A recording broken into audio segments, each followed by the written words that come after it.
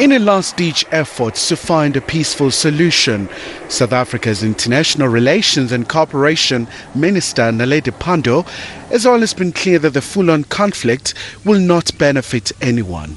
Instead, the Ukrainians will bear the brunt of the conflict, and all diplomatic avenues should be pursued to avoid a war in Ukraine. We are calling for the same approach in the Ukraine-Russia tension that is clearly being exploited by those hostile to Russia for purposes of once again unjustifiably extending spheres of influence.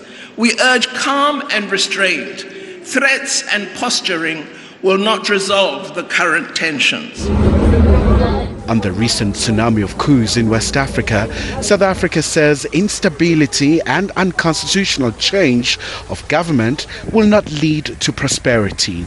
Our continent is being diverted from its development priorities by the recent increase in military coups and the violence of terrorism. Our parliament needs to help Africa to unearth the root causes of this instability and to work closely with agencies of the African Union, particularly AUDA-NEPAD and the APRM, to address them.